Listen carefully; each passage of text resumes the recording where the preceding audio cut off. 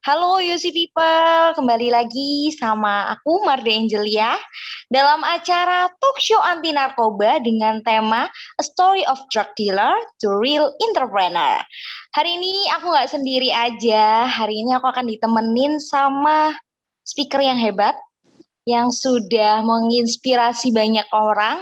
Dan langsung aja kita sambut dan dengarkan kisahnya bersama-sama. Ini dia Ko Christopher Sebastian. Malam Ko, halo. Ya malam, halo. Boleh dikenalin dikit Ko kesibukannya, mungkin Koko pernah punya kisah yang menarik apa? Boleh kenalan dulu Ko? Oke, jadi saya sekarang sebagai CIO Mako Group ya.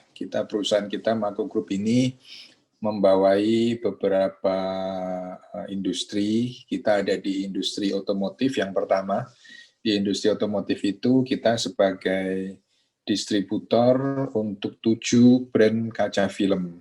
Jadi ada brand Masterpiece, ada Johnson dari US, ada 3M, ada First Class, Signature, Blacklist, O2, ya itu 7 ya, udah 7 ya.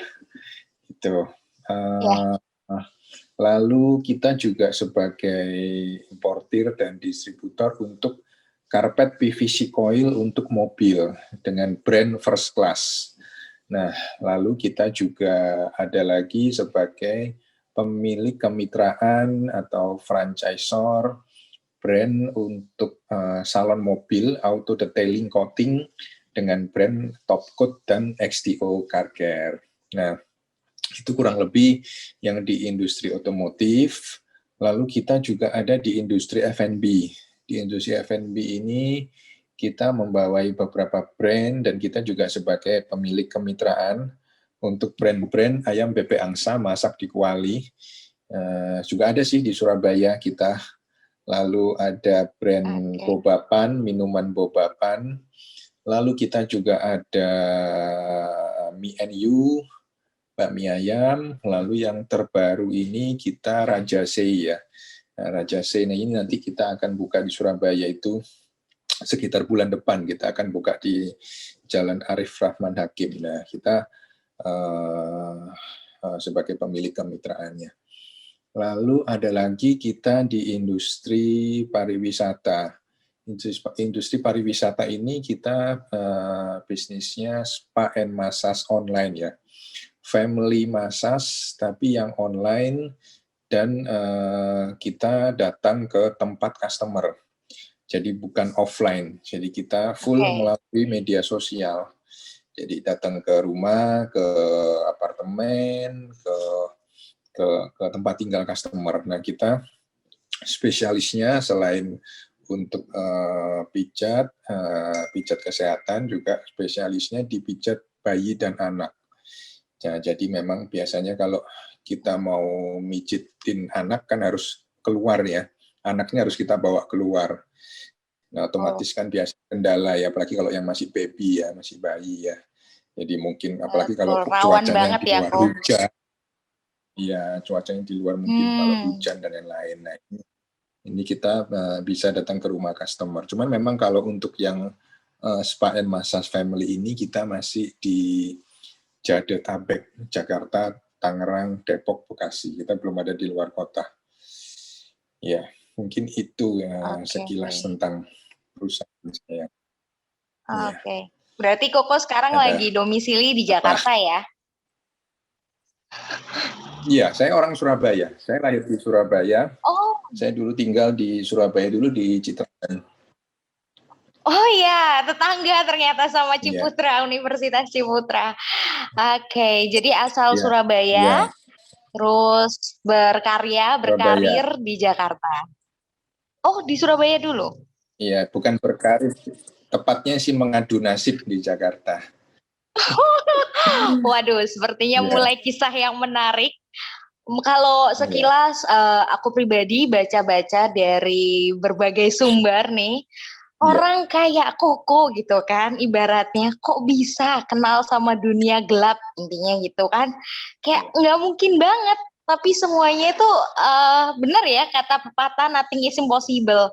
Nah, mungkin boleh diceritain kok gimana sih awal mula bisa kenal sama narkoba itu? Oke. Awal mula ya, awal mula. Saya lahir di Surabaya, saya sekolah sampai kuliah pun di Surabaya. Saya kuliah dulu di Ubaya. Cuman nggak selesai, Oke. cuman sampai semester 2 aja saya kuliah. Iya, karena At least pernah mencicipi ya kok bangku iya, kuliah. tapi bukan di DO, saya mengundurkan diri. Karena saya sebenarnya kalau Oh, nggak lebih mengundurkan diri terhormat pun ya juga kok. di DO. Jadi, tapi ini nggak boleh Ternyata. jangan, ini ada hal-hal yang jangan dicoba menjadi cerita. Ini memang ada yang Oke, bagus harus diambil, yang buruk jadiin ini aja, masukan aja. setuju. Nah, saya dulu kuliah itu semester pertama, saat kuliah itu saya sudah keluar dari rumah memang. Jadi saya lulus SMA karena memang dulu saya ini kurang begitu uh, bukan kurang begitu cocok ya. Jadi saya mesti sama papa memang banyak konflik ya sama papa ya. Oke, Jadi saya sama orang tua right tuh ya kok. sama papa. Kalau sama mama saya sih nggak ada masalah. Cuman sama papa memang konflik terus saya sama papa. Nah, setelah saya lulus SMA mungkin ya karena udah lulus SMA saya merasa pada saat itu saya sudah cukup kuat ya. Padahal ya nekat aja ya, nggak mungkin anak lulus SMA mau apa gitu ya. Nah, pada saat itu Ya, saya kuliah di Ubaya itu saya sudah ngekos. Jadi kalau di oke. kos-kosan itu kita ngobrol-ngobrol gitu, yang kamu dari mana? Dari Malang, dari Kediri, dari Jakarta, dari mana? Dari Surabaya. Sesama dari Surabaya tapi ngekos. Jadi lucu memang. Jadi ya karena memang saya nggak cocok sama papa, jadi lebih baik pada saat saya ngekos. Nah, karena pada saat itu saya sudah keluar dari rumah dan saya ngekos, otomatis saya harus sudah mulai untuk memikirkan hidup saya sendiri. Dari Hmm. mana saya harus mendapatkan uang, dari mana saya harus bisa membiayai, ya simpelnya sih saya harus makan dan pada saat itu masih di kuliah masih disupport ya. Beberapa bulan kuliah masih disupport, cuman ya kuliah aja ya. Nah, sedangkan namanya kita anak kuliah kan juga perlu makan, perlu main juga ya, perlu nongkrong, hangout semua ya.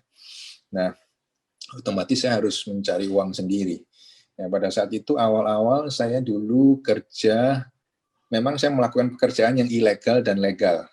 Jadi semua pekerjaan Oke. asal menghasilkan uang saya lakukan. Nah, pekerjaan yang legal pada saat itu saya ambil aksesoris handphone dari Roxy Jakarta. Kan pada saat itu handphone masih Nokia ya, yang casingnya bisa dilepas-lepas, diganti-ganti. Lalu kalau ada telepon bunyi-bunyi, ada lampunya kelap-kelip kan Ya, zaman dulu ya. Nah itu saya ambil dari Roxy dari Jakarta, saya bawa ke Surabaya, saya masukin ke Surabaya, saya supply ke beberapa teman di kampus, dan saya masuk di beberapa toko di WTC. Di sebelahnya Delta Plaza itu ada ya, WTC. tahu tahu kok. Ya, Saya masuk di beberapa toko, nah saya jualan handphone, aksesoris handphonenya, jadi bukan handphonenya, tapi karena sebenarnya jualan aksesoris handphone itu profitnya lebih besar daripada kita jualan handphonenya. Nah, oke, saya jalan, cuman ya namanya masih muda ya, masih kurang aja nih, ya kan. Jadi karena juga pergaulan yang menuntut kita juga setiap hari harus harus pegang uang ya, keinginannya kan macam-macam ya, pengennya banyak. Nah, pada saat itu pekerjaan lainnya adalah karena saya suka bola, saya hobi banget bola, bukan main bola tapi nonton bola. Main bola sih nonton juga bola. hobi, tapi nggak pinter-pinter amat mainnya. Jadi nonton bola ya. Nah, semua cowok kan pasti hobi ya nonton bola. Nah, Ya. namanya kalau cowok nonton bola kan harus diisi biasanya. Kalau nggak diisi ngantuk kan. Nah, itu biasanya diisi sama taruhan. Nah, otomatis awal saya ya biasa pasti taruhan antar teman. Lama-lama taruhan saya mikir nih, kalau kita jadi penjudi kita nggak bakal bisa kaya. Karena nggak ada orang namanya kaya dari judi, itu nggak ada. Yang Betul. namanya kita main judi pasti hancur. Nah, saya mikir nih gimana caranya saya bisa kaya. Hobi saya bisa tersalurkan dan tetap saya bisa kaya. Akhirnya saya jadi bandar judi bola. Jadi saya memutuskan saya jadi bandar judi bola. Nah, dari situ uang mulai pegang banyak. Jadi uang mulai pegang banyak dan setiap minggu pasti pergi. Nah, pada saat itu Kowloon ya. Ya, nggak tahu sekarang Sudah masih ada mahal atau dulu enggak. itu. Ya, jadi pada saat itu jadi bukan hanya weekend ya, tapi frekuensinya lebih sering mengikuti uang yang masuk ke saya. Jadi uang yang masuk ke saya makin besar ya, frekuensi perginya juga makin Makin makin sering ya. sering ya, makin Iya, sering. iya. Nah, mulai mengenal dunia malam. Mulai mengenal dunia malam karena memang pegang duit. Nah, mulai mengenal dunia malam, akhirnya pasti kita masuk dunia malam, pasti kita pakai ya. Pasti kita pakai narkoba. Nah, pada saat pakai itu pun kembali saya berpikir, wah, kalau saya pakai narkoba terus, ini enggak, uang saya lama-lama habis juga nih. Setiap pergi pakai ya, lama-lama habis juga. Pergi bisa seminggu, bisa 3 kali. Nah, otomatis habis juga. Nah, akhirnya saya memutuskan, nggak ada orang yang pakai narkoba itu kaya, nggak ada. Yang ada pasti jatuh miskin, susah kan. Nah, ini saya memutuskan menjadi bandar narkoba pada saat itu. Jadi Menghasilkan saya lagi bandar kok. judi bola dan menghasilkan lagi. Otomatis lebih ya, saya lebih frekuensinya lebih sering lagi. Cuman apapun itu namanya kita berkecimpung di dunia hitam atau dunia yang tidak apa ya namanya, tidak baik ya, tidak dunia yang ya seperti itu, nggak ada puasnya. Jadi berapapun uang yang saya dapat itu habis. Problemnya di situ. Jadi lebihnya itu hanya lebih bukan kita untuk tabungan, bukan kita bisa membeli barang mewah atau apa, enggak. Tapi lebihnya hanya biasanya saya ke diskotik 1 minggu sekali, ini sekarang bisa 1 minggu 3 kali. Bahkan Kayak minum dulunya obat ya yang 1 minggu. ya mungkin biasanya nggak bisa traktir teman, sekarang teman saya makin banyak karena saya traktir semua. Jadi ya nggak ada ujungnya sih, maksudnya ya akhirnya pun juga saya sampai berurusan dengan polisi dan lain sebagainya. Jadi habis-habis saja, bahkan makin terpuruk. Jadi sebenarnya apa yang kita rasakan seakan-akan itu nikmat dan itu indah, itu hanya sesaat, dan terakhirnya pun saya juga mengalami hal yang buruk dari kejadian-kejadian itu. Itu kurang lebih seperti itu. Oke, jadi mengenal dunia seperti itu dari umur belasan ya, kok ya? Ya, Benar-benar masuk kuliah itu ya, kok ya? iya, Semester 1 ya? iya, semester 1 Itu itu masih usia belia banget loh, 18, ya, 19. ya, jadi semester 1 itu hanya 6 bulan pertama saya benar-benar menjadi anak kuliah. Hanya 6 bulan pertama. Nggak sampai 6 bulan, salah, 3 bulan. Satu semester itu kan 6 bulan ya. Ya, setengahnya, Cuma setengahnya. sampai UTS ya, kok? Iya, Habis iya. gitu? Ya, jadi 3 bulan pertama itu memang saya benar-benar masuk, absen, masuklah benar-benar kuliah pada umumnya. Lalu 3 bulan kedua itu udah mulai enggak, udah mulai jarang-jarang masuk, udah mulai titip absen. Saya ingat itu habis semester 1 itu pun ujian UTS itu saya selalu salah jam. Jadi misalnya ujian jam 10, saya salah datangnya jam 7 kepagian. Ujiannya jam 7, saya datangnya kesiangan jam 9. Jadi akhirnya kacau balau memang. Kuliah saya kacau Oh, balau gitu ya.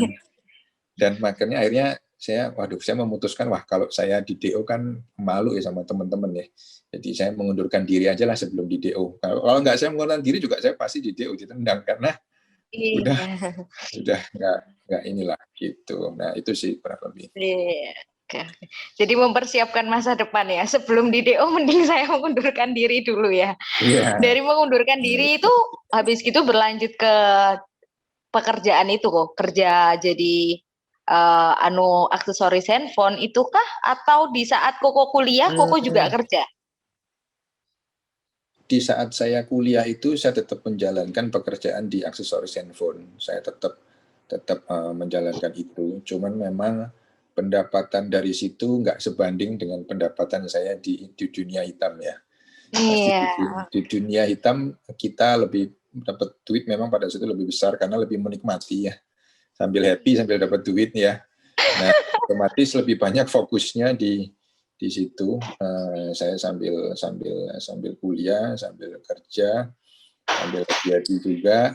Nah, cuman memang setelah saya mengundurkan diri dari kuliah itu, akhirnya saya masuk rehab.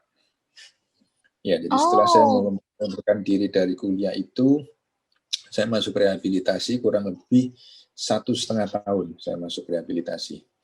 Ya, jadi pada saat itu saya sempat masuk juga di berurusan dengan hukum, ya sempat tangkap juga di apa namanya di Surabaya dengan narkoba. Nah, jadi setelah itu memang pada saat saya setelah ibaratnya saya kan kuliah hancur ya. Jadi apa yang orang tua inginkan saya kuliah sampai selesai juga itu akhirnya tidak terjadi.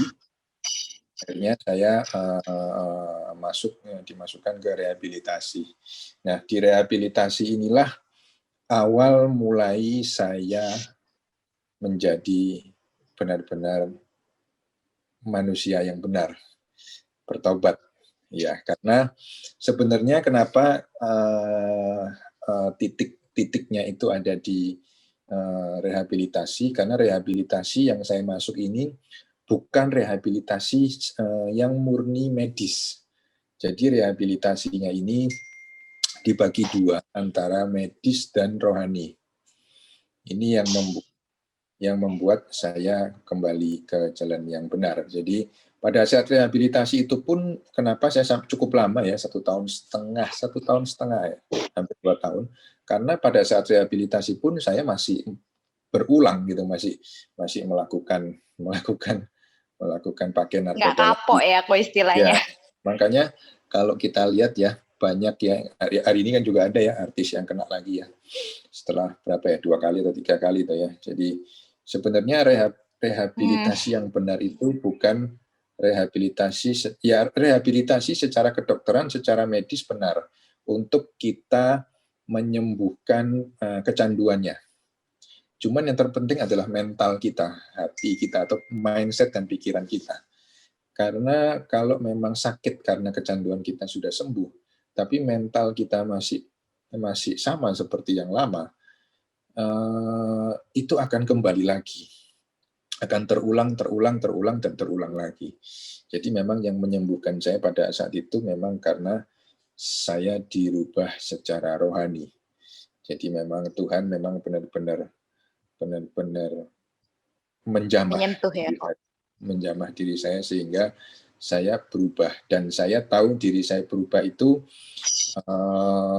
saya juga ngetes gitu ya, saya juga ngetes nih diri saya ini kira-kira udah sembuh atau belum sih gitu. Saya kembali ke teman-teman saya yang dulu, kembali ke sarang yang dulu, sarang narkoba yang dulu. Kita ketemu, pasti kan kalau ketemu biasa ada teman yang udah lama hilang balik lagi, pasti mereka happy banget ya. Oh ini dari mana aja gini-gini, kalau disambut, dan pasti ujung-ujungnya pasti dikasih, pasti ya ini kita raya ini udah balik nih. Dan pada saat itu memang saya sengaja masuk, saya pengen tahu diri saya kira-kira pakai nggak. Saya nggak sentuh sama sekali, saya nggak pakai, nggak mau. Wow. Jadi dari situ saya merasa oh diri saya udah sembuh, karena di saat kondisi aman, kondisi dengan teman-teman semua happy, dan saya tinggal pakai barang itu secara gratis, saya nggak pakai, saya nggak sentuh sama sekali. Jadi pada saat itu saya memang merasa diri mental saya sudah kuat dan sudah berubah. Apa yang membuat pemikiran saya pada saat itu memang saya tidak mau sentuh? Karena jujur saya sudah merasakan hal yang paling berat ya dari efek dari narkoba itu. Jadi saya melihat sudah nggak imbang atau nggak sesuai antara happy mungkin ya dalam tanda kutip ya. Orang kalau pakai narkoba kan katanya happy ya. Happy yang dirasakan dengan akibat yang diterima. Baik diterima secara dari badan kita, lalu dari keluarga, lalu dari teman, semua lah. Keluarga juga dulu sampai udah nggak ada yang mau terima saya. Jangankan mau terima saya ya, mungkin saya datang ke rumahnya saudara aja, saudara udah Jadi keluarga tahu ya kok ya? tahu, keluarga tahu. Keluarga tahu, orang tua semua, keluarga besar semua tahu semua, saudara-saudara saya semua tahu. Bahkan apalagi karena saya dulu keluar dari rumah, sehingga pada saat saya narkoba, saya coba balik lagi ke rumah kan pasti dari pihak, terutama papa ya, dari pihak papa kan nggak mau terima. Akhirnya saya memutuskan untuk full, saya putus dari keluarga, saya benar-benar di luar, dan kadang-kadang kalau saya memang lagi kondisi saya nggak punya apa-apa, sampai uang untuk makan pun saya nggak ada, baju pun hanya baju yang ada di saya pakai, selain ke teman-teman, semua teman-teman sudah saya pinjemin uang semua, sudah saya utangin semua uang semua, sudah saya mintain baju semua, hanya habis, teman pun habis, saya hanya ke saudara kan, ke om, ke tante, ke semua saudara sepupu. Itu udah, kalau saya datang ke rumahnya aja udah, mereka udah pada takut gitu. Jadi udah saudara udah pada nggak mau terima saya semua. Teman pun juga udah tinggal 1-2 orang yang masih mau terima saya, lainnya sudah nggak mau gitu. Jadi memang efeknya sangat Benar-benar berat sendirian. ya. Dan hal terberat yang saya rasakan adalah saya kalau ingat pada saat saya masuk ya, pada saat saya masuk di penjara ya, pada saat di Bui ya, itu memang benar-benar hal yang membuat ya, maksudnya gini, dengan sharing saya ini, jangan sampai nunggu di Bui dulu baru bertobatnya, cukup dengan kisah ya, inspirasi, maksudnya cukup dengan sharing saya, teman-teman, harapannya janganlah kalau menyentuh narkoba, jangan, ataupun misalnya kalau ada teman atau apa yang memakai juga harus cepat disadarkan, karena arahnya pasti ke situ sih, pasti ke situ, arahnya pasti ke situ. Jadi kalaupun nggak ke situ tuh sebenarnya tinggal tunggu waktu aja. Mau nyampe ke Pasti ya. situnya, pasti mau kapan, mau minggu depan, mau bulan depan, mau tahun depan, mau 2 tahun lagi, itu pasti Oke. itu seperti itu. Dan saya masuk itu nggak cuma sekali, saya masuk itu 2 kali. Jadi memang udah saya memang benar merasakan di titik terendah ya.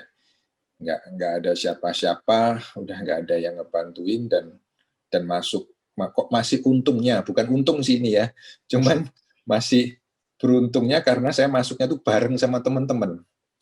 Jadi kalau saya masuknya Rame-rame sendiri, jadi. ya, jadi kalau saya masuknya sendiri, saya udah nggak tahu berapa lama. Karena orang tua udah nggak mau urus, keluarga juga lain juga nggak mau urus. Cuman karena masih beruntung masuknya sama teman-teman yang lain, kan kalau masuk tuh satu kasus selesai, harus selesai semua ya. Jadi misalnya tangkap misalnya bertiga, ya nggak bisa satu orang lolos dulu, nggak Yang bisa. lolos. Mau selesai ya selesai semua, atau enggak ya enggak semua, jalanin semua lah. Kok masih beruntungnya saya masih punya teman, masuk bareng teman lain yang orang tuanya mau membereskan, menjaminkan gitu ya. Kalau enggak, saya juga udah nggak tahu tuh berapa lama saya di dalam. Nah itu yang membuat akhirnya saya udahlah, saya ngerasain juga orang tua udah nggak urus, semua udah nggak ini, saya cuma teman.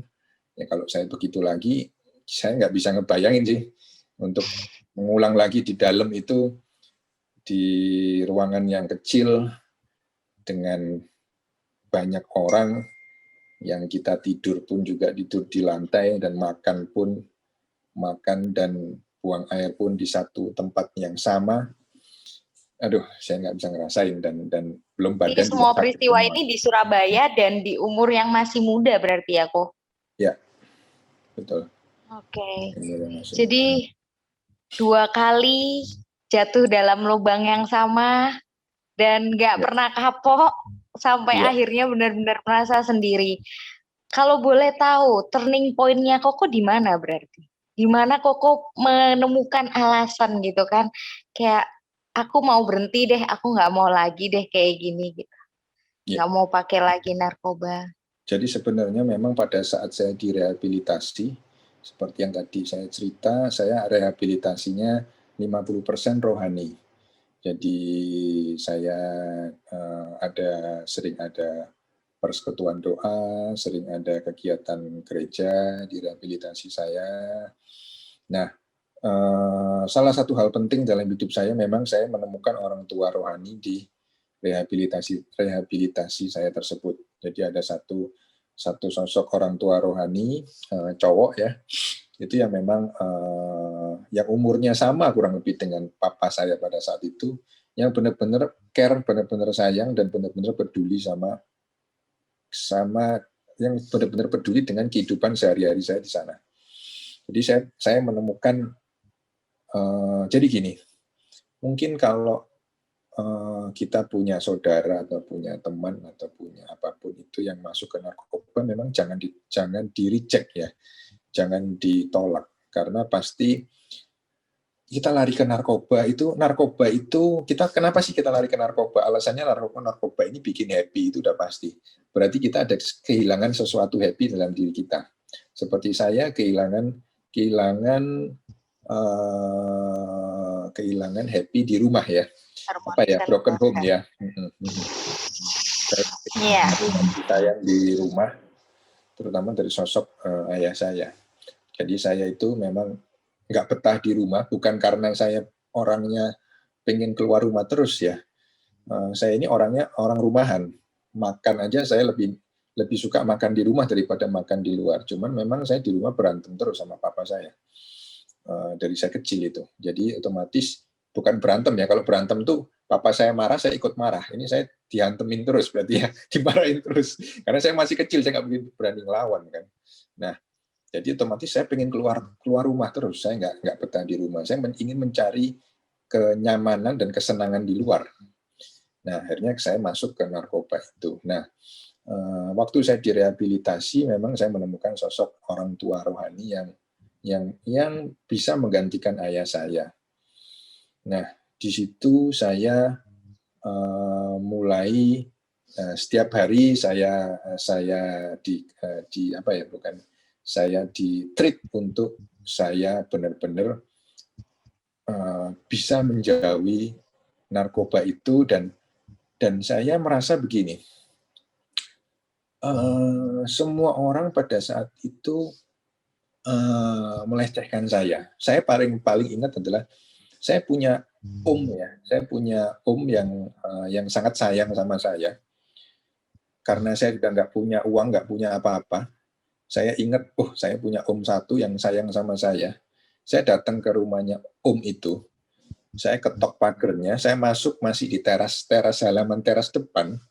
Pada saat itu tante saya teriak dari dalam. Itu ngapain Chris datang ke rumah? Bikin ini aja, bikin pusing atau bikin masalah aja. Saya dimarahin sama tante saya. Itu saya dengar. Jadi pada saat itu saya merasa, saya merasa sedih sekali ya. Jadi saya belum ngomong ke saya apa-apa. Saya cuma masih ketok pagar, saya bukain, saya masih duduk di depan, tapi tante saya teriak seperti itu dan saya dengar. Maksudnya saya suruh nggak usah terima saya di rumah, ngapain bikin masalah, itu pasti anak itu gini. Jadi pada saat itu benar-benar saya ingat dan saya ya pasti terpukul banget ya. Cuman dari situ saya mikir, saudara sudah nggak ada nih, orang tua juga udah, mama saya sih masih merhatiin, cuman karena udah saya sama papa gitu kan ya, nggak mungkin kan, jadi orang tua sudah nggak merhatiin saya, saudara pun juga udah nggak ada, teman pun saya sudah habis. Nah, pemikiran saya hanya satu, kalau saya makin terpuruk, logika saya simpel aja sih. Saya sering makan di pinggir jalan, itu udah sering, bahkan saya tidur di pinggir jalan juga pernah. Di Surabaya saya pernah tidur di depan ruko orang.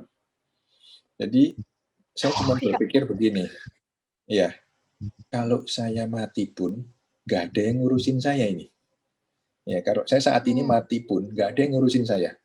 Saya mau kelaparan nggak makan pun nggak ada yang ngurusin saya. Nggak ada yang peduli sama saya. Nah, hidup cuma sekali. Jadi pikiran saya begini, kalau sampai saya terus-terusan begini, ya yang akan meratapi nasibnya ya hanya saya. Gitu. Jadi buat saya nggak mau dong seperti ini. Gitu. Saya nggak mau sampai saya mati sia-sia. Gitu. Dan saya masih sayang sama mama saya. Saya masih sayang sama adik saya, orang tua saya sayang, papa saya pun saya juga harus sayang.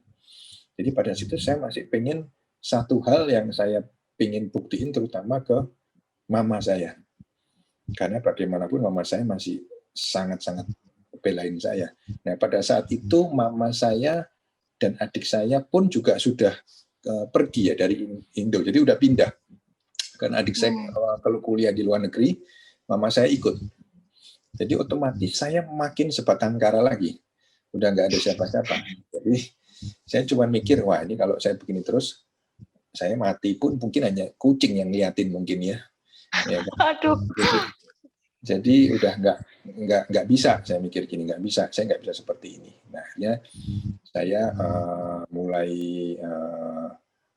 berubah, dan saya udah nggak mau. Saya di rehab itu sudah, karena saya udah 1 tahun di rehab, itu saya sudah boleh keluar sebenarnya. Saya bisa keluar jalan-jalan, nggak dikunciin lah di bangunan rehab tuh nggak ya. Jadi kadang-kadang saya masih beli narkoba di luar, masih iseng-iseng beli di luar. Cuma dari situ saya udah nggak mau, saya harus benar-benar berubah, dan pada situ memang saya fokusnya di acara-acara kerohanian. Kebetulan saya pada saat itu juga bisa main gitar, saya juga bisa main piano sedikit. Jadi saya melayani di acara-acara gereja. Nah, pada saat itulah saya bertemu dengan orang-orang yang saya kerja profesional kurang lebih ada 3 kali saya kerja. Jadi pada saat saya di rehab itu, saya bekerja sebagai karyawan 3 kali di 3 perusahaan berbeda, dan 3-tiganya saya nggak pernah melamar pekerjaan. Karena sampai sekarang pun ijazah saya itu hilang, nggak tahu kemana. Jadi saya nggak pernah ngajuin CV, lamaran, di interview sama orang itu saya nggak pernah. Jadi pada saat saya pelayanan di gereja, saya sering pelayanan ke sana sini dengan tim tim rehabilitasi saya itu. Saya dilihat orang, saya ditanya sama orang, kamu nama siapa, gimana, saya ditawarin kerja aja saya. Nah, suatu saat ya udah, akhirnya saya kerja di perusahaan supplier. Kalau di hotel kita kan ada, kadang di hotel kita ada gula yang kita sobek ya, ada tusuk gigi yang kita sobek, nah, shampoo, sabun kecil-kecil lah. Supplier alat-alat hotel yang kecil-kecil itu. Saya kerja di situ, dilihat orang lagi, saya masuk lagi ke anak perusahaannya Gudang Garam, itu di Jalan Margorejo, waktu itu saya ingat. Ya. Nah, disitulah saya mulai lingkungan saya mulai terbuka ya, benar-benar saya secara profesional bekerja, banyak ketemu orang, dan saya masuk lagi ke perusahaan kaca film otomotif. Masih kerja sama orang pada saat itu. Gitu. Jadi ya karena dilihat orang, ya saya karena mungkin orang lihat saya kerja keras ya, saya mau aja lah. Mulai disuruh ibaratnya pekerjaan dari paling bawah, suruh sapu ngepel juga saya mau, sampai saya harus jualan produk, apapun saya kerjain. Jadi mungkin orang lihat saya, oh ini kasihan banget nih sebatang kara, digaji kecil mau, tapi kerjaannya berat mau. Nah itu orang akhirnya nawarin saya kerja gitu. Oke. Jadi semuanya ada prosesnya ya, kok ya. Dari kerja legal, ilegal, sampai diangkat orang, dilihat orang kerja ini, kerja di perusahaan tanpa ngelamar. Itu ajaibnya. Iya. Tanpa ngelamar, ditawarin langsung juga, iya. Iya, ijazah saya juga nggak tahu kemana, ijazah saya masih dipegang orang tua ya, dan pada saat itu juga saya nggak berani balik ke rumah kan, jadi ya. Berarti sampai hari ini Koko juga belum pernah balik ke rumah ya? Memang setelah saya waktu di rehab itu nggak lama orang tua pindah ke luar negeri. Jadi karena adik saya kuliah di luar negeri, lama-lama orang tua betah di sana, jadi akhirnya pindah ke luar negeri. Jadi sampai sekarang pun orang tua saya dan adik saya akhirnya menetap di luar negeri. Jadi ya ijazah nggak tahu ada kemana, udah nggak tahu, dan saya pun juga udah pada saat itu udah seperti mau dicoret dari kakaknya. Saya masih untung saya cepat bertobat, jadi di kakak masih ada saya. Kalau enggak udah hilang nama saya di kakak. Oh gitu ya. Iya, udah dibuang. Oke. Jadi seperti masa yang lalu, sebelum di DO saya mengundurkan diri dulu. Ini tadi keburu bertobat, jadi nggak jadi coret ya kok ya. Iya, betul. Jadi kalau boleh nih kok tanya, jadi apa nih pesan-pesan Koko yang boleh Koko sampaikan kepada generasi muda yang mungkin sudah menjadi pengguna di luar sana? Ya, kita pada saat kita masa muda, kita harus tahu memang dengan dunia-dunia seperti itu kita harus tahu. Tahu itu dalam arti bukan mencoba, tapi informasinya kita memang harus tahu dan harus cari tahu. Karena setelah pada saat kita muda pun nanti kita menikah pun kita akan punya anak ya. Yang mana juga kita harus paham. Ya kita sih nggak mau sampai kita punya anak masuk ke itu ya. Cuman paling nggak kita mengerti ya. Kita bisa melihat gelagat-gelagat seperti apa. Saya pun yang sudah seperti ini pun juga nggak bisa melihat orang apakah orang itu pengguna atau tidak. Jadi yang pasti harus tahu informasi-informasi tentang hal-hal narkoba dan lain-lain, dunia-dunia hitam itu memang kita harus tahu informasinya. Cukup tahu aja, tapi jangan pernah sekali-sekali masuk atau menggunakan. Kalaupun kalian sudah saat ini misalnya kalian sebagai pengguna, kalian harus cepat-cepat keluar dari situ karena teman-teman saya bukan satu angkatan ya, sepermainan dengan saya itu hanya ada dua pilihan, dua hasil, bukan dua pilihan. Yang satu meninggal, kalau nggak meninggal, ya dia hidupnya hancur. Yang bisa bertahan masih nggak meninggal, itu rata-rata yang masih diselamatkan oleh pasangannya. Jadi punya pasangan, pacar yang terus menikah, nah itu masih diselamatin tuh sama pasangannya tuh. Yang single terus, itu 80% sudah meninggal. Meninggalnya bukan meninggal karena tua, Pasangan bukan. berpengaruh ya berarti. Iya, meninggalnya karena fisiknya sudah sangat drop karena narkoba itu. Jadi kalau kalian masih tetap ada di dunia itu, ya kalian akan mencapai hal itu. Jadi tinggal pilih aja, dan pilihannya dua-dua kan nggak enak ya. Gitu. Nah, semakin cepat kalian angkat kaki atau keluar dari dunia itu memang semakin bagus. Cuman memang itu tadi pesan saya, kalian harus masuk ke memberanikan diri atau kalian harus menyerahkan diri kalian ke rohani sesuai dengan agama dan kepercayaan masing-masing ya. Yang Muslim ke Muslim, yang Kristen ke gereja, yang Buddha juga Buddha. Jadi kalian harus, saya sih nggak yakin kalau saya direhab, saya ke dokter, saya sembuh. Saya sih nggak merasakan, saya menurut pengalaman itu kecil banget kalau kalian bisa hanya dengan ke dokter, hanya dengan diobatin, kalian bisa sembuh dari kecanduan. Karena yang namanya kecanduan itu sebenarnya nggak bisa sembuh. Yang bisa menyembuhkan itu sebenarnya hati kita sendiri. Hati kita sendiri. Jadi kecanduan pun itu sebenarnya nggak usah diobatin dengan obat. Itu kalian bisa nahan kok. Saya pun bisa nahan karena pada saat itu saya nggak punya uang untuk saya beli obat kecanduan untuk nurunin sakit saya nggak punya. Saya tahan aja, badan saya tahan aja. Itu sebenarnya saya bisa nahan. Cuman kalian mau nahan, mental kalian kuat untuk menahan kan itu sampai beberapa hari bahkan sampai berminggu-minggu ya. Atau kalian nggak kuat dan akhirnya kalian cari lagi. Jadi sebenarnya efek kecanduan, sakit badan dan lain-lain itu sebenarnya kalian bisa tahan.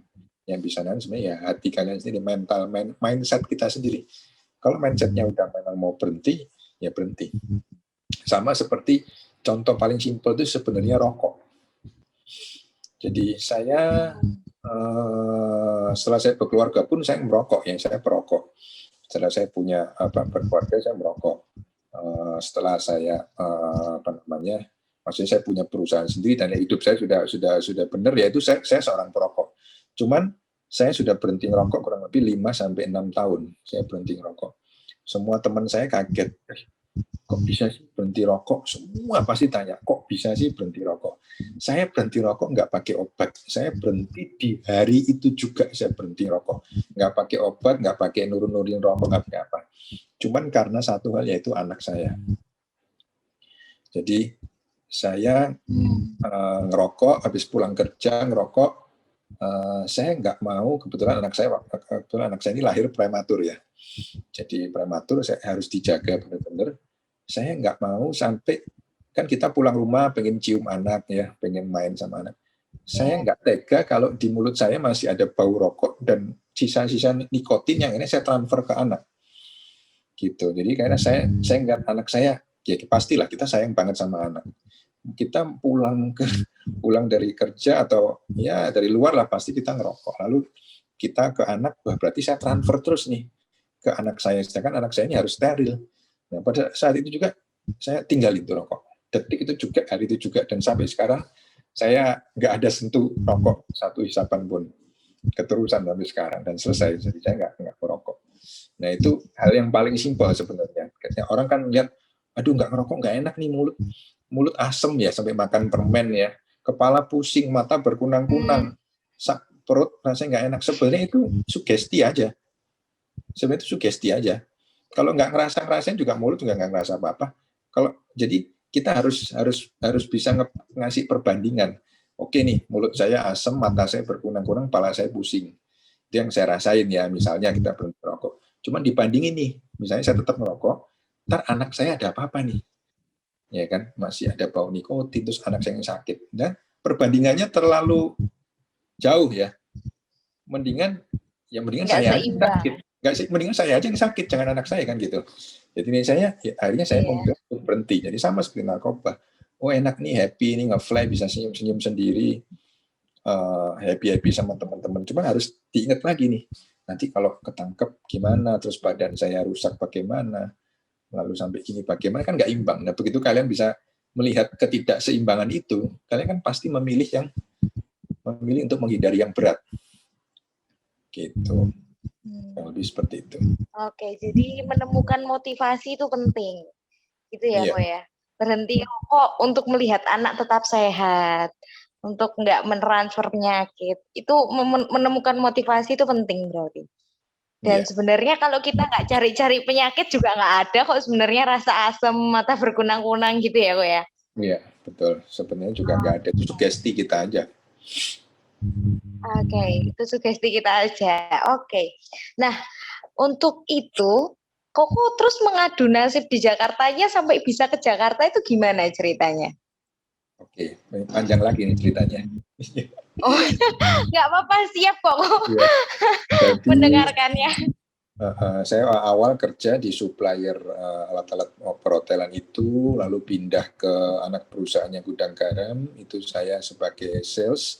Waktu saya kerja di supplier perhotelan itu, saya kerja di bagian produksi. Jadi saya yang bagian packing, saya masukin gula ke kertas lalu saya packing pakai mesin.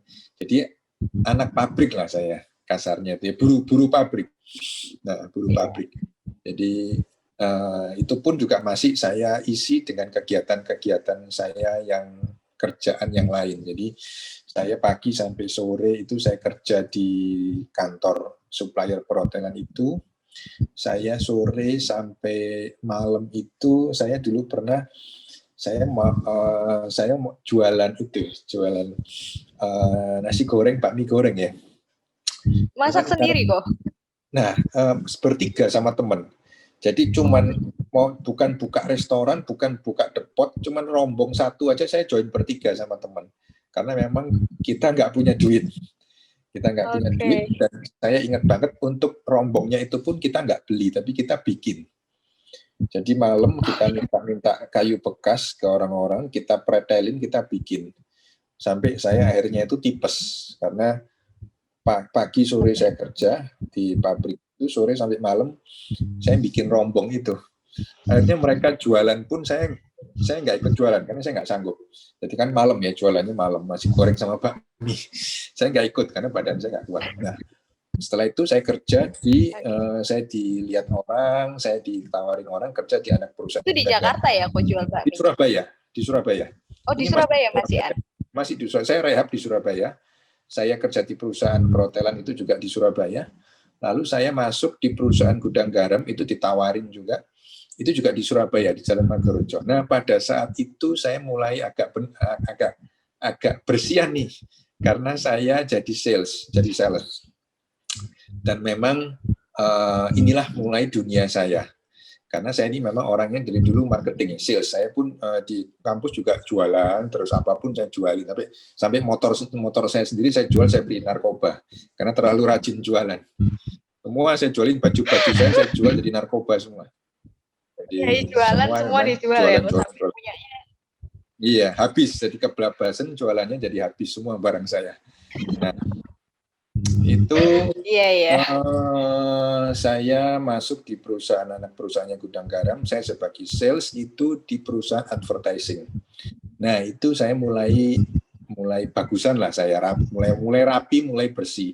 Karena saya punya ruangan sendiri, ASEAN ruangannya di gedung perkantoran, office tower. Lalu saya udah pokoknya rapi lah, udah nggak acak-adut ya, kita nggak amburadul ya kerjanya. Nah, di situ saya mulai kerja di perusahaan advertising sebagai sales. Lalu saya ketemu dengan bos otomotif, bos kaca film, owner kaca film. Dan kaca filmnya ini kaca film untuk mobil otomotif.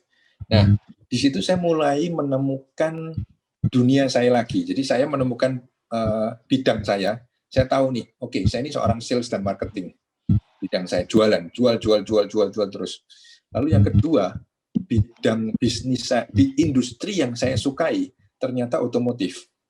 Jadi saya melihat dunia advertising dengan dunia otomotif itu beda banget. Saya suka banget dengan dunia otomotif yang di bos satu ini. Jadi bosnya ini alat-alat advertisingnya itu bikin di saya. Saya nawarin dia bikin spanduk, kartu nama, brosur, semua itu saya ini bikinin. Nah, karena saya supply terus, saya sering ketemu dia, saya sering lihat kantornya itu, saya seneng banget ya di industri dunia otomotif ya. Nah, saya bilang sama dia, bos, boleh nggak? Nah, ini yang ketiga, ini saya nggak ditawarin, saya menawarkan diri ya.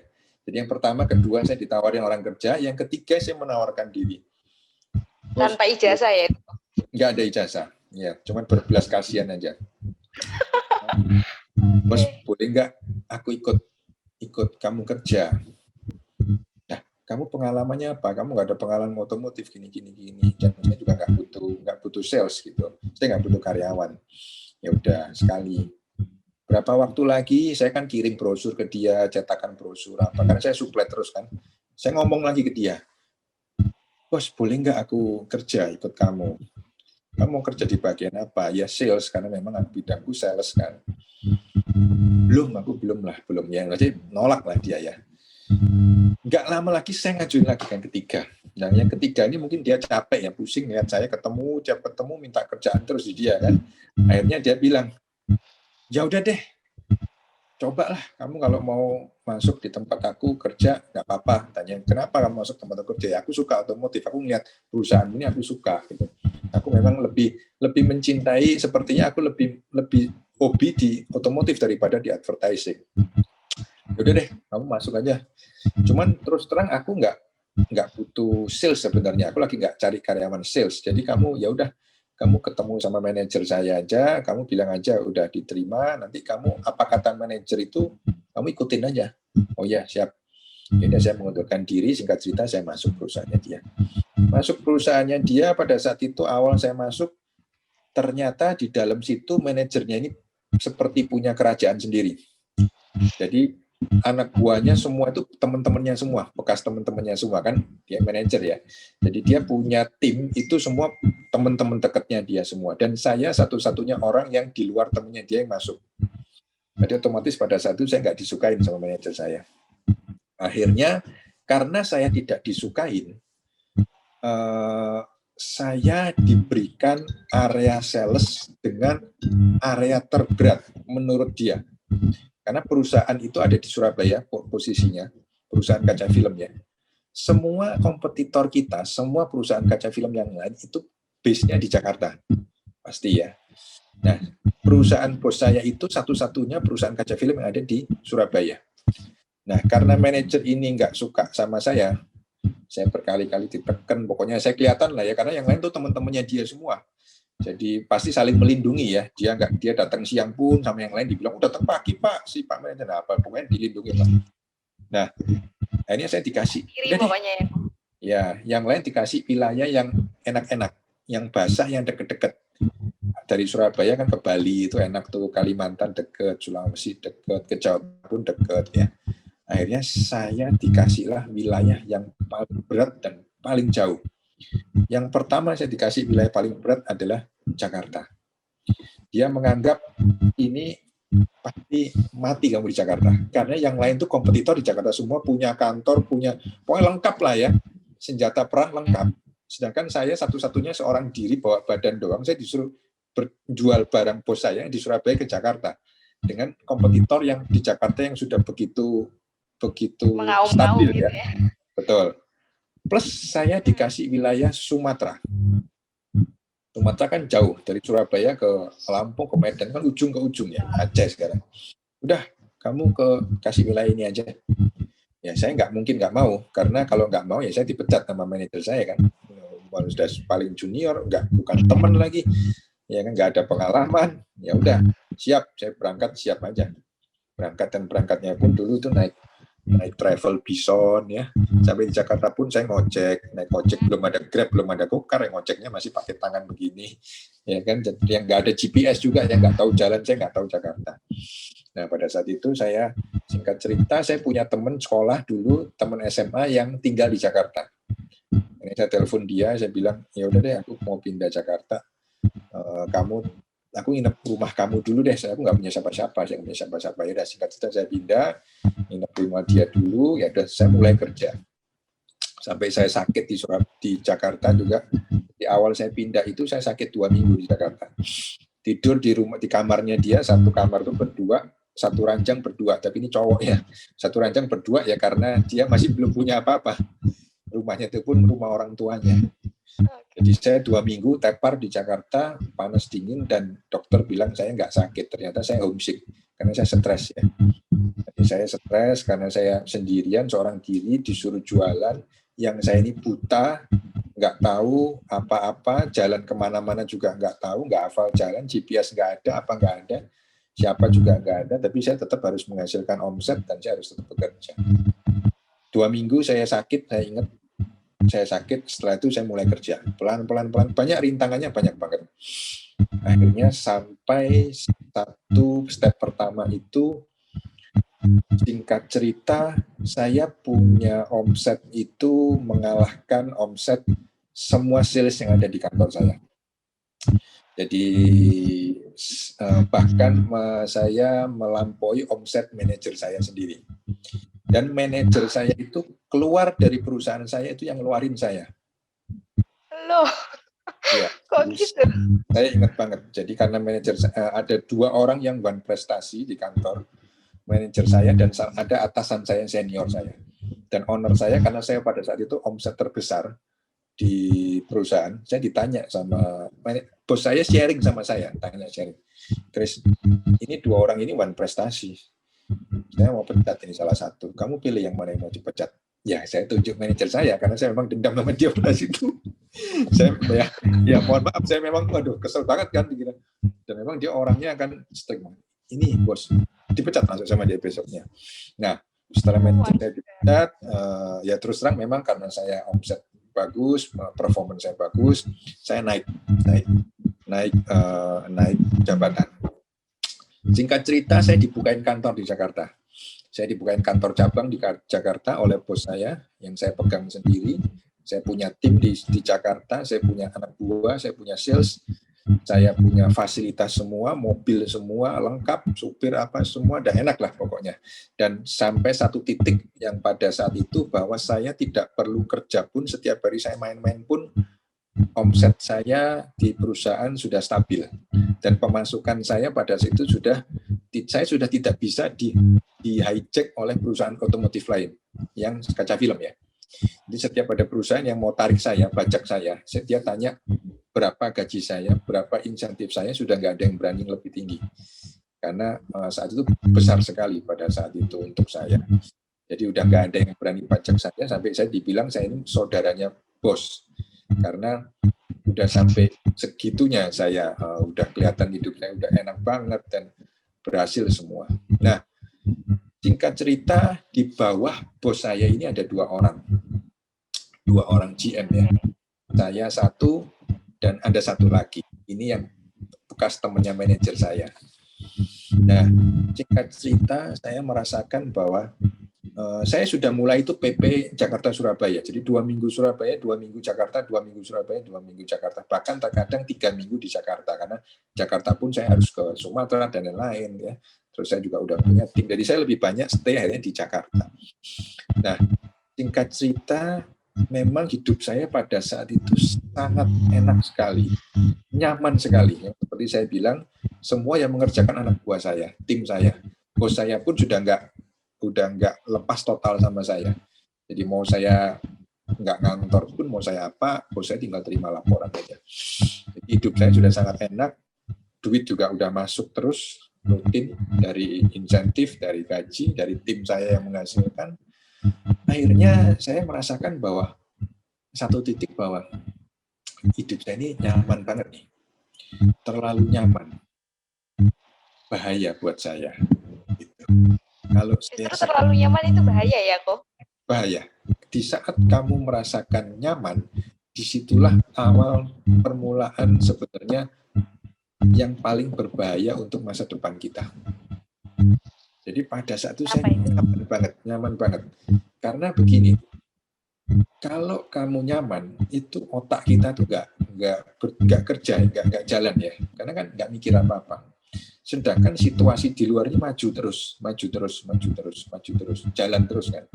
Nah, kalau kita terlalu nyaman, otomatis kamu juga akan berhenti menghasilkan sesuatu di titik itu. Misalnya penghasilan kamu misalnya 1 bulan 100, ya udah kamu akan nyaman dengan 100. Padahal di luar sana kita tidak menyadari inflasi nambah terus, pergerakan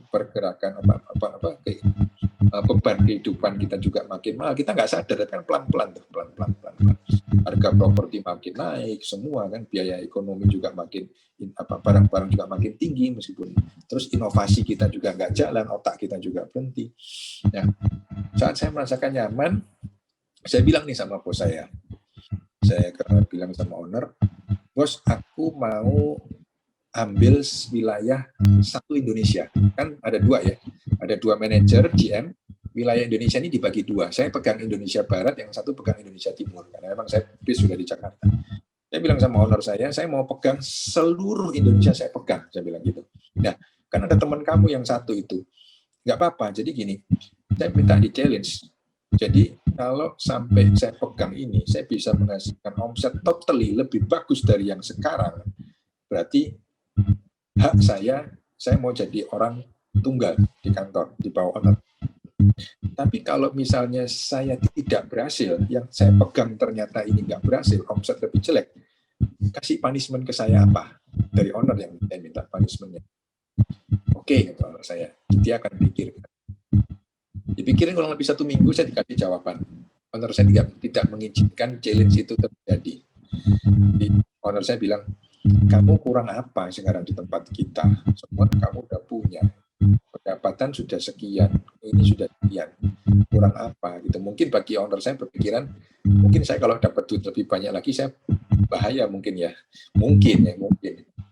Duit udah banyak, gini udah enak, udah nggak ada masalah, ngapain kamu susah-susah lagi sampai seperti itu, ya kan? Nggak dikasih. Nah, disitulah awal mulai jiwa entrepreneur saya keluar untuk saya menjadi wirausaha sendiri. Jadi pada saat itu saya merasakan, oke, berarti karir saya sudah mentok nih. Karir saya sudah mentok dan pendapatan saya juga udah besar. Saya mau ngelamar lagi di tempat lain, pindah lagi di tempat lain juga kompetitor nggak ada yang mau terima karena kebesaran sudahan gaji dan insentif saya. Saya mau kerja di bidang lain, ikut perusahaan juga saya bingung karena udah ya begitu saya ini gaji sekian, insentif sekian, fasilitas gini juga orang juga udah males mungkin ya ngelihatnya ke saya ketinggian. Ya ini saya bilang wah ini mentok nih, udah sampai level tertinggi, sedangkan saya masih punya keinginan yang lain ini. Karena pada saat itu saya hidup di Jakarta. Saya hidup di Jakarta, otomatis saya banyak melihat sesuatu yang besar di sini yang bisa saya grab. Contoh simpel mungkin ya, yang simpel aja. Lihat di Jakarta mobil bagus-bagus, saya pengen punya mobil, pengen punya mobil bagus. Tapi kalau ya saya sih punya mobil bagus, tapi saya nggak bisa punya mobil yang bagus banget pada saat itu kan. Nah kan anak muda yang lain udah bisa punya mobil bagus banget, meskipun itu mungkin dari orang tuanya. Tapi saya pengen beli, tapi saya nggak bisa gitu. Akhirnya oke deh, saya memutuskan untuk saya resign. Jadi saya resign itu dari perusahaan pada saat kondisi saya benar-benar lagi di pucuk benar-benar. Semua teman dan semua saudara semualah itu bilang saya goblok banget, bodoh saya, goblok bodoh, pokoknya saya dibodoh-bodohin. Karena simpel, mereka pikir simpel. Mereka bilang gini, kamu kalau mau jadi wirausaha, kamu punya bisnis, harusnya kamu jangan keluar dari perusahaan yang lama. Perusahaan yang lama jualan kaca film, kamu sekarang buka aja jualan tempe goreng atau tahu goreng, kan nggak masalah. Ya kan, jadi kamu buka aja depot jualan nasi goreng, atau kamu buka aja apa kayak jualan ember atau jualan sapu, yang pasti kamu nggak jualan kaca film kan. Gitu. Jadi kamu bisa ada dua pendapatan. Dari perusahaanmu kamu juga masih bisa dapat gaji, insentif dan lain-lain. Dari usahamu sendiri itu pun kamu juga masih bisa jalan, ya kan. Kamu pulang kerja sore sampai malam, kamu kan bisa itu kontrol perusahaanmu, buka toko apa, kayak toko beras atau apa. Ngapain kamu keluar? Kalau kamu keluar berarti kamu langsung menghilangkan pendapatan kamu total. Nah, semua membodoh-bodohin saya. Nah, memang pada saat itu satu orang kunci sukses saya lagi adalah mantan pacar saya, yang akhirnya sekarang menjadi istri saya. Ya, memang dukungan dari dia itu salah satunya yang benar-benar membuat saya berani memutuskan untuk saya keluar dari perusahaan yang lama dan murni menjadi wirausaha. Ya. Yang sangat menarik ini ya, sampai menjadi tempat, nggak lagi tempat singgah nih Jakarta, justru tempat kesuksesan di Jakarta. Ya, akhirnya saya full tinggal di Jakarta. Nah, kalau melihat jiwa entrepreneurnya Koko kayaknya bukan dari saat itu sih, bukan dari titik itu sih, dari dulu ya Koko ya. Kayaknya udah masuk ke bandarnya sepak bola, bandar judi sepak bola. Nggak mau coba jadi pemainnya yang itu adu nasib doang.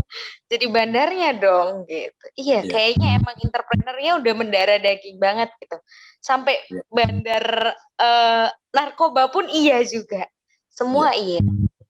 Emang jiwa entrepreneurnya top lah Koko. Nah, itu tadi tentang kisah entrepreneurnya. Kita kembali lagi kok, karena tema kita narkoba, kita kembali lagi ke narkoba. Kalau ngomongin narkoba itu pasti nggak akan pernah habis kok, karena akan terus ada. Dan apa ya, kalau secara Koko bilang tadi, turning point-nya adalah di saat Koko nemuin orang tua rohani, direhabilitasi. Setuju banget, karena manusia hidup nggak cuma dari jasmani tapi juga rohani ya. Nah, mungkin dari situ banyak cerita juga yang bilang kalau narkoba cuma bisa disembuhin dari mental hati kita. Nah, kalau dari hati kita sudah bersih, hati kita sudah lurus, sudah benar, pasti semuanya akan ngikutin gitu kan, Ko? Iya.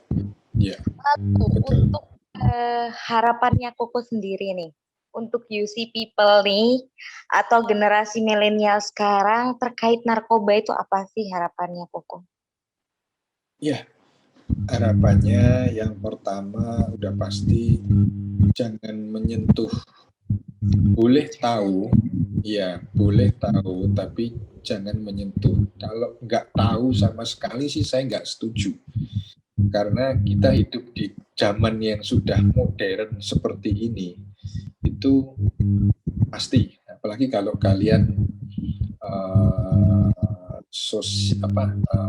mudah bergaul orangnya ya, seperti saya ini orangnya kan gampang bergaul ya, saya juga teman juga banyak, hubungan juga, link juga besar, maksudnya luas lah, linknya luas, itu pasti akan menemukan yang namanya narkoba. Jadi lebih baik jangan sampai pada saat kalian ketemu barang itu, kalian baru pertama kali itu, seperti cinta pada pandangan pertama.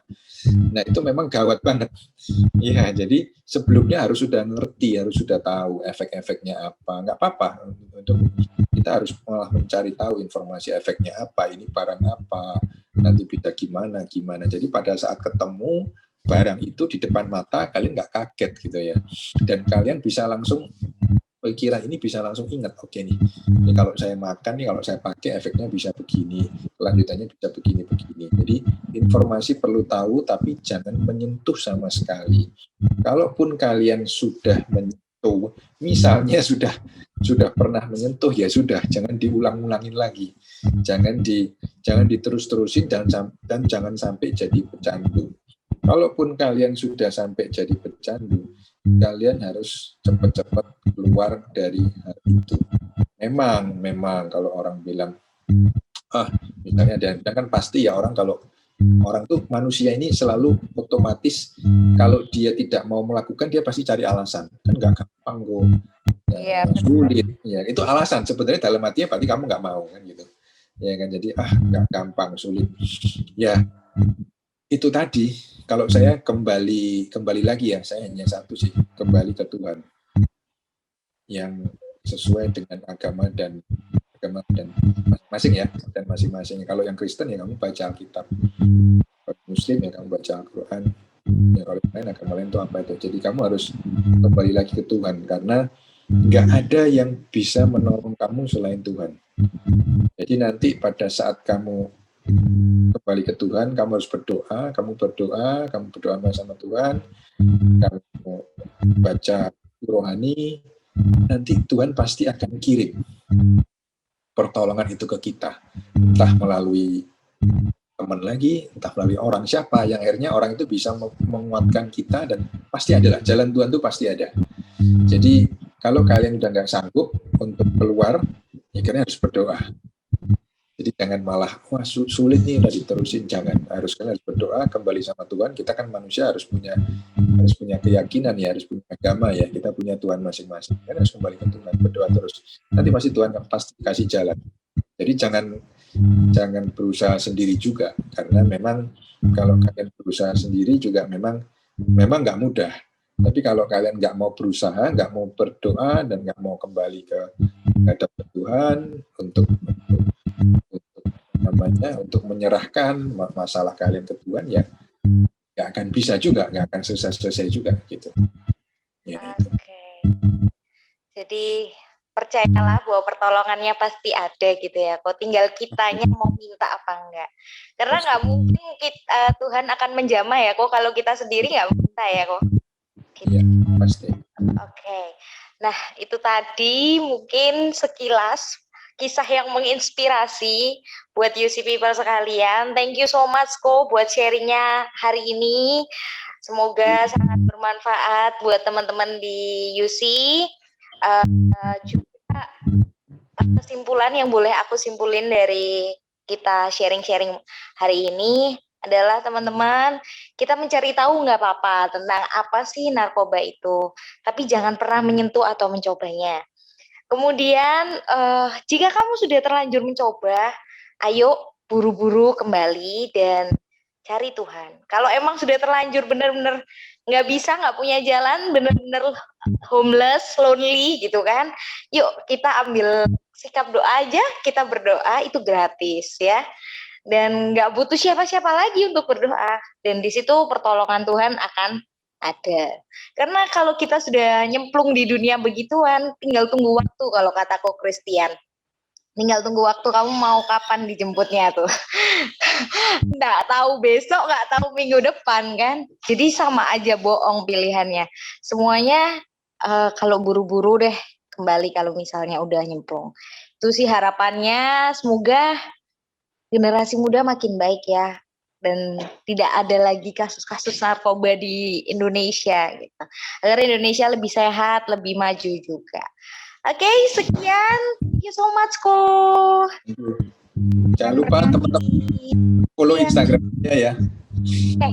Boleh. Apa tuh Ko Instagramnya? Instagramnya Christopher Sebastian, ininya usernya Chris Sebastian, CHRIST.Sebastian. Oke, Chris Sebastian.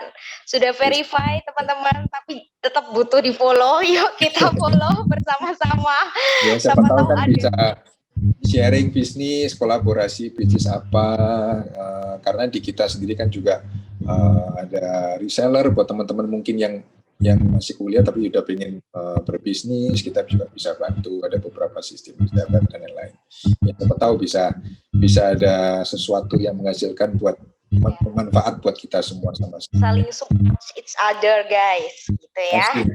Oke, siap Po, sukses terus buat usahanya, sehat-sehat selalu buat Koko dan keluarganya.